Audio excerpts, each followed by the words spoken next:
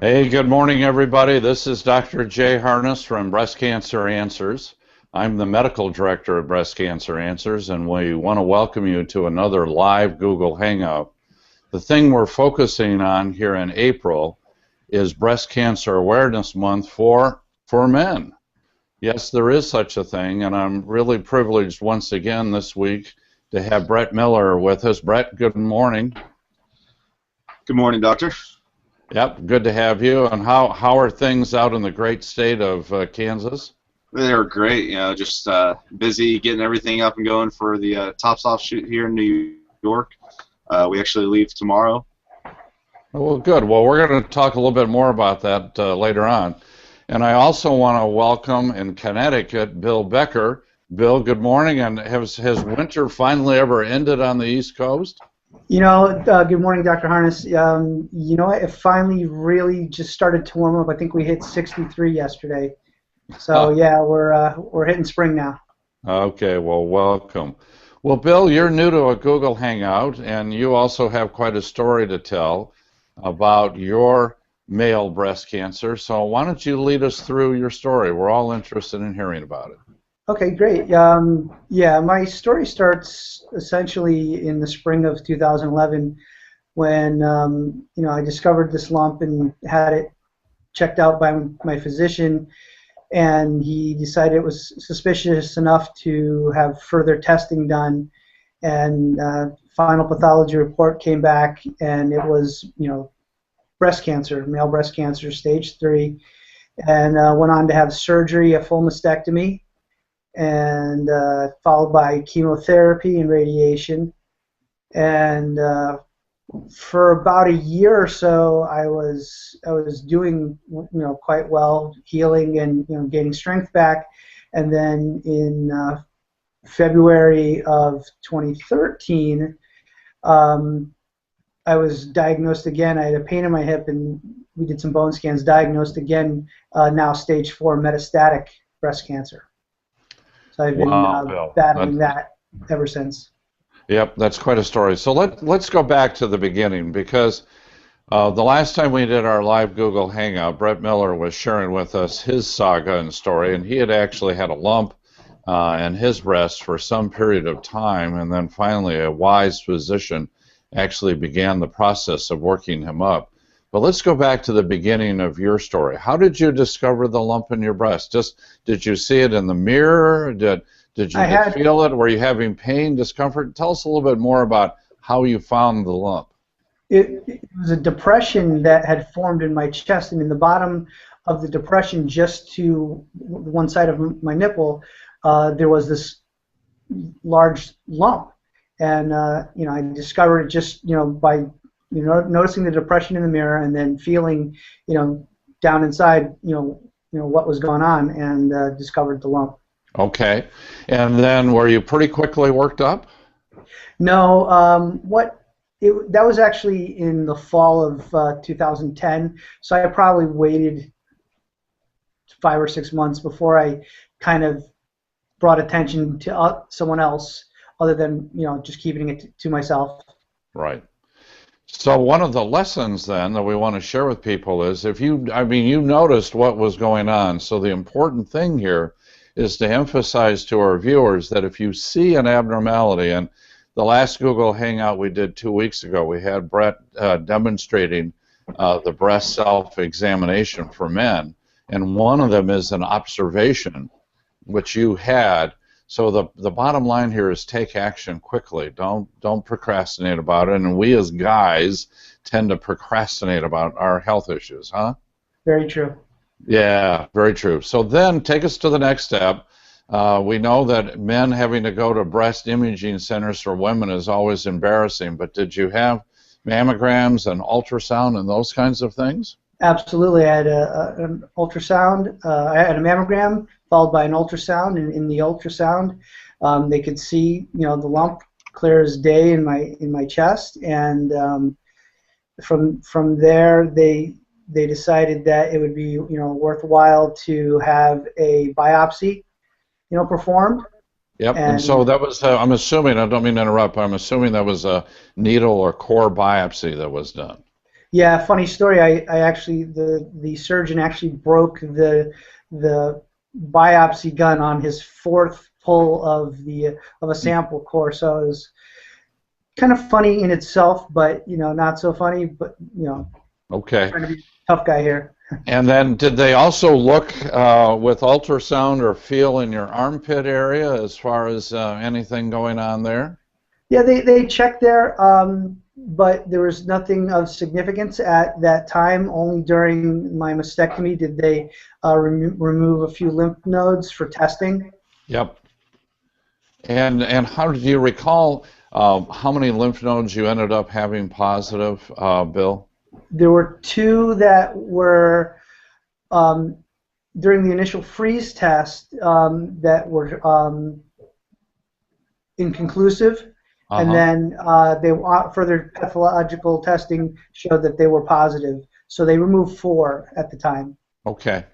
Yeah, in order to get to stage 3, either the tumor has to be big, like 5 centimeters in size or bigger. People wonder what that is. My finger right here from the tip down to here is 5 centimeters in length, or you have 4 or more lymph nodes involved. How about you? Did you have more lymph nodes involved?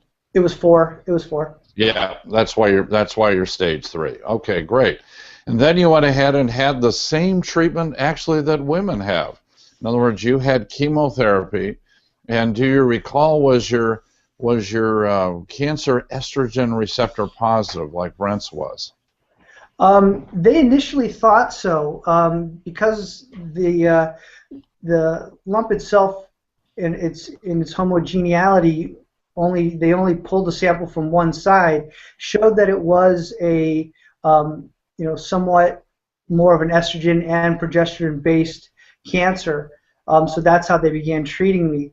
Once I got to stage 4, they took another sample from a different part of my body and discovered that the percentages of estrogen and progesterone based cancer was actually quite lower than they Right. originally suspected. So my treatment today is a little bit different than it was back initially.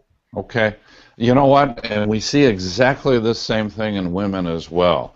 And you've obviously become a student because you're using all the right words here. You're talking about heterogeneous. One of the things I tell patients is cancer cells within the cancer is sort of like being at a baseball game and looking up in section 22 and you see people, but the people are different. And Right. so many of the cells in breast cancer, some can be estrogen receptor positive, some negative, and then those that survive may be different. So you've really come up with an important point here, which is you need to repeat the markers when you have the disease pop up elsewhere. That's Fair correct. enough? Sure. Okay. So how are you doing today? Um, I'm doing okay. Again, now being stage 4, metastatic on my bones, I'm dealing with some pain issues, Sure. such that I need to manage with some medication and also considering some more radiation to help combat, the cancer. Yep, and again, the same thing we do with my lady patients. So if they've got a single area where the bone is involved, then often we can do localized radiation therapy to that area to really help relieve pain. It Brett, does work well. yep, well, great. Well, thank you for sharing your story. Brett, we've had a wonderful time with you in the past, and you've got a big event coming up in New York City, I think near the end of the month, maybe even what, this weekend, is it? Yes, this weekend. It's our Tops Off New York shoot. We are. It'll be Sunday morning. We've got events going on Friday and Saturday night too. It's all through the website, checkthem.org, and the Male Breast Cancer Coalition. You can find all the information through there. It'll be in New York City. It's at the 235th Rooftop Bar. It's the largest rooftop bar in New York City, and the backdrop is the Empire State Building.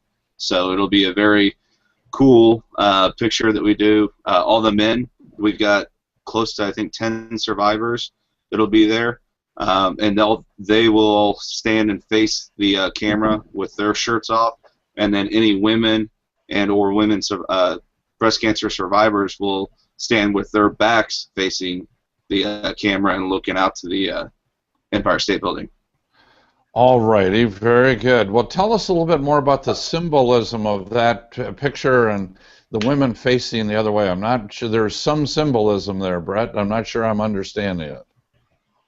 Well, the men, socially acceptable, they can still show, their front side. The women, just in our society and stuff, it's still frowned upon if they're seeing a picture with women their tops off facing. It's considered pornographic and stuff. Right. But in this sense, it's just their back, and the men that are standing there as with breast cancer. We only allow male breast cancer survivors, just so there's no awkward interaction and stuff. But it's just showing that we're one.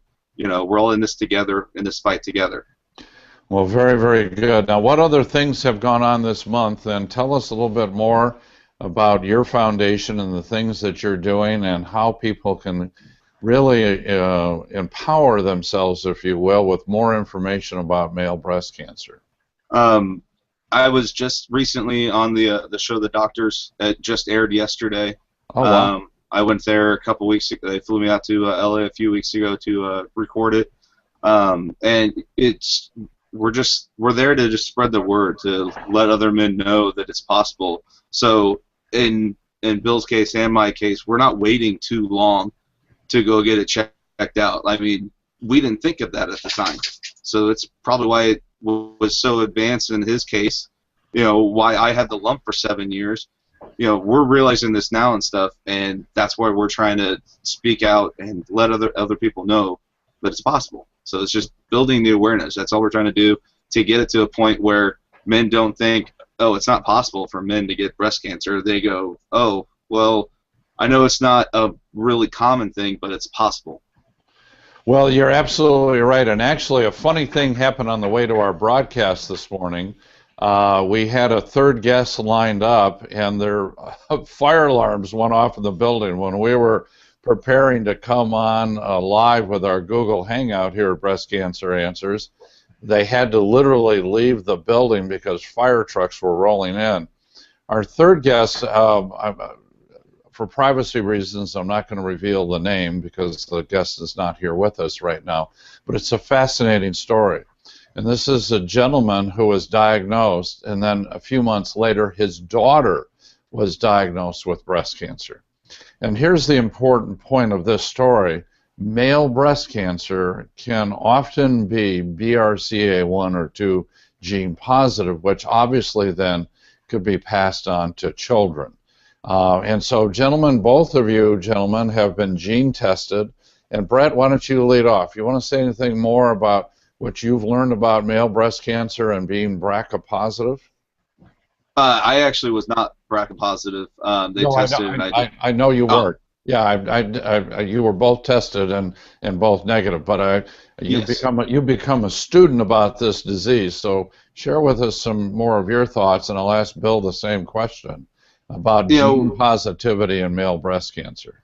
Yeah, it seems like there is a close relation possibly with if the father has the gene, that it can get passed on to their offspring and stuff, their daughter and one. I mean, we've met, I think, 2 or 3 couples, or dad and daughter, that have been diagnosed with breast cancer and or have heard their stories and stuff. So it seems like it's kind of like one of those genes. Like, I believe it's the mother can have the hereditary gene for male boldness or so, and it just kind of passes genders, is what it.